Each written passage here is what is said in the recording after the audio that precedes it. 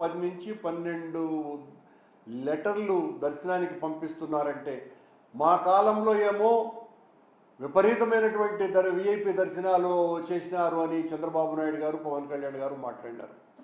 ఈ రోజున మా కాలంలో 4,000 నుంచి 5,000 దర్శనాలకు లోపే మేము దర్శనాలు విఐపీలకు ఏర్పాటు చేస్తే, ఈ రోజున 6,000 నుంచి 7,500 మందికి పైగా అనునిత్యము కూడా వీళ్ళు విఐపి దర్శనాలని ఏర్పాటు చేస్తున్నారు. అందులో కూడా వీళ్లకు కావలసినటువంటి, వీళ్లకు సేవ చేసినటువంటి వాళ్ళకే ఈ విఐపి సిఫార్సు దర్శనాలను చేస్తున్నారు. అంటే ఎంత అరాచకంగా వ్యవహరిస్తున్నారు ఒక దర్శనాల విషయంలోనే అని చాలా స్పష్టంగా దీన్ని బట్టి చూస్తే అర్థమవుతుంది. దానికి తోడు చంద్రబాబు నాయుడు గారు ఈ రోజున తిరుమల ప్రక్షాళనకు సంబంధించి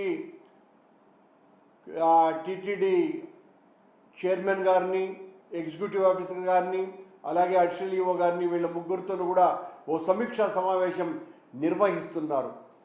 ఏం ప్రక్షాళన గురించి?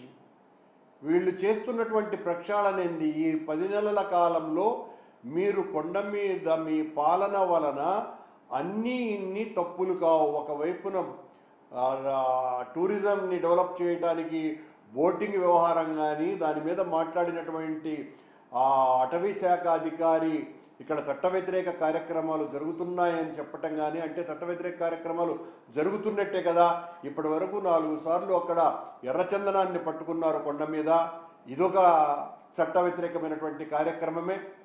అలాగే ఈ టూరిజాన్ని డెవలప్ చేయటం కోసమని